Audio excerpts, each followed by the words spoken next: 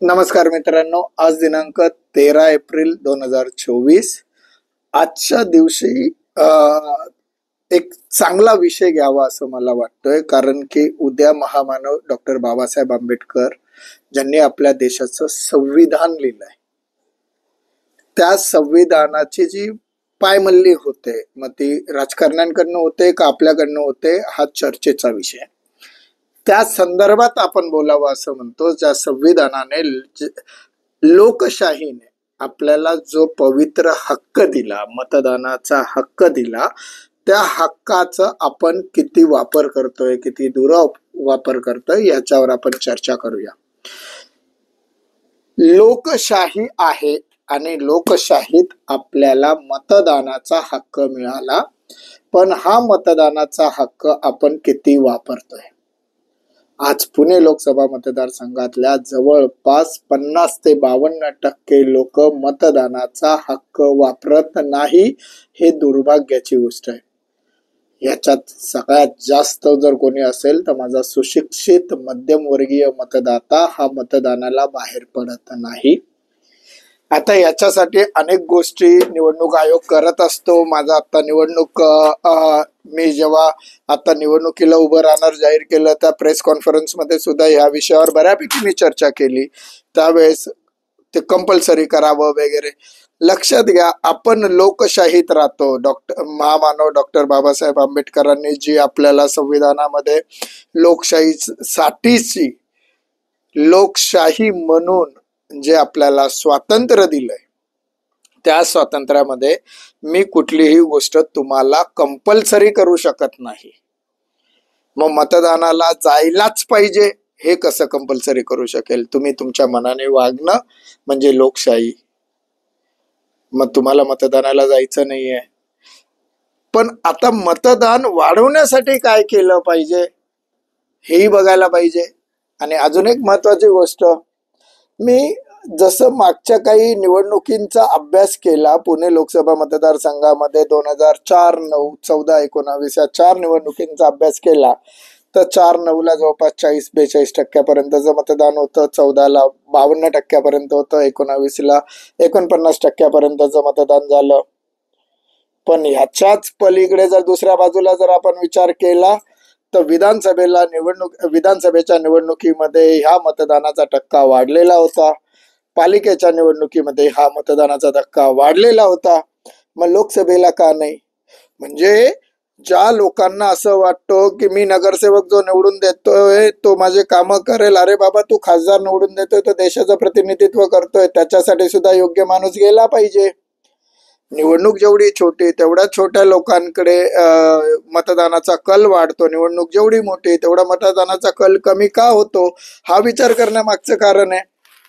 या सगळ्यांचा ज्यावेळेस मी सरासर विचार केला त्यावेळेस मला एक गोष्ट लक्षात आली. मित्रांनो, ज्या संविधानाच्या आपण गप्पा मारतो, ज्या राजकारणाच्या आपण गप्पा मारतो, याच्यात इस्टॅब्लिश राजकारण्यांनी एक अतिशय सुज्ञपणे आपल्या सगळ्यांना मागे ठेवण्यासाठी एक खेळ केलाय. तो माझ्या लक्षात आलाय. म्हणून मी तुम्हाला मागच्याही माझ्या काही व्हिडिओज मध्ये बोललो होतो की भारताच्या शैक्षणिक धोरणामध्ये आमूलाग्र बदल करण्याची गरज आहे. 2047 पूर्वी विकसित भारत करण्यासाठी, उद्याचा भारत निर्मितीसाठी हे बदल अपेक्षित आहे. आणि ते बदलात अजून एक महत्वाचा बदल म्हणजे ते मी मिलिटरीच्या शैक्षणिक दर्जाबद्दल बोललो, मिलिटरीचं शैक्षणिक शिक्षणाबद्दल बोललो, आर्थिक सक्षमीकरणाबद्दलच्या शिक्षणाबद्दल बोललो, नवउद्योजक घडवण्याच्या शिक्षणाबरोबर बोललो. आज त्याच्यात अजून एक मुद्दा ऍड करतो, ते म्हणजे आपला नागरिक शास्त्र हा विषय.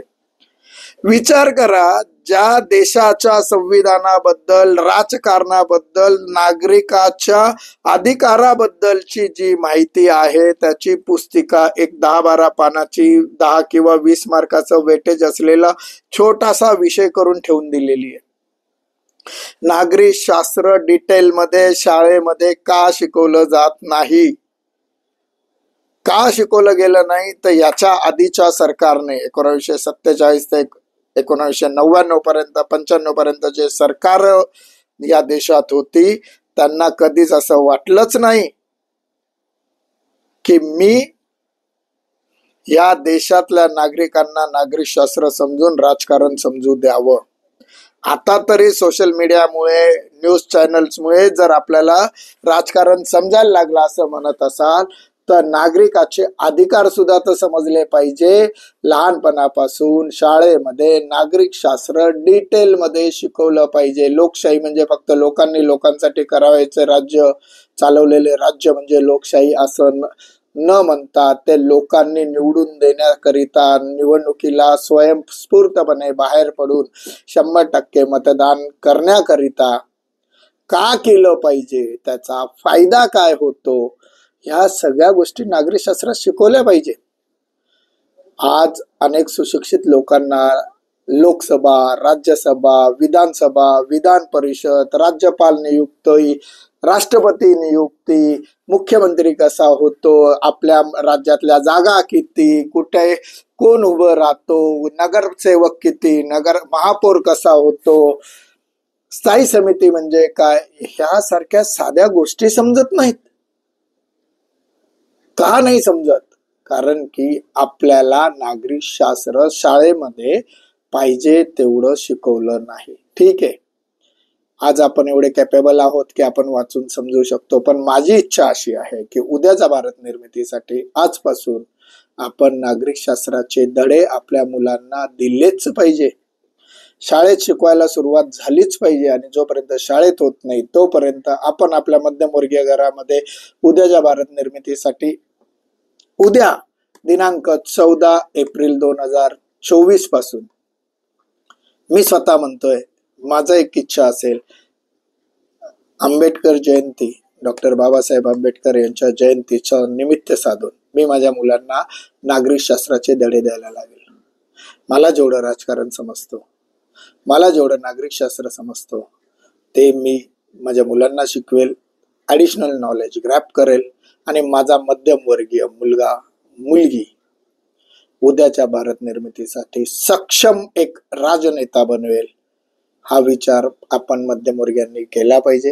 नुसता राजनेता बनलाच पाहिजे असं नाहीये. या नागरिक शास्त्राच्या अनुषंगाने तो उद्या IAS ऑफिसर होऊ शकतो, IPS ऑफिसर होऊ शकतो. देशासाठी काहीतरी करण्याची भावना त्या मुलामध्ये येऊ शकते. नुसता इतिहास शिकवतोय आपण, नागरिक शास्त्राचं 20 मार्कासाठीचं छोटंसं पुस्तक आपण दाखवतोय, याच्याने आपला देश, उद्याचा भारत हा सक्षम बनेल का? जर नागरिकशास्त्र पूर्णपणे आपल्याला शिकवलं तर देशात मतदानाचा टक्का देखील वाढेल, याची मला खात्री आहे. नुसतं मतदान हे निवडणूक पद्धतीमध्ये कंपल्सरी करून चालणार नाही, कारण की ते लोकशाहीच्या विरुद्ध आहे. अनेक लोक म्हणतात मतदान कंपल्सरी झालंच पाहिजे. मी त्याच्या विरुद्ध आहे. त्यापेक्षा चांगल्या प्रोफाईलचे लोक, उच्च शिक्षित मध्यमवर्गीय लोक हे राजकारणात आले पाहिजे, असं माझं मत आहे. आजच्या दिवस आपण इथंच थांबूया, स्वाभिमानाने बोलूया. मी मध्यमवर्गीय. नमस्कार, जय हिंद, जय महाराष्ट्र.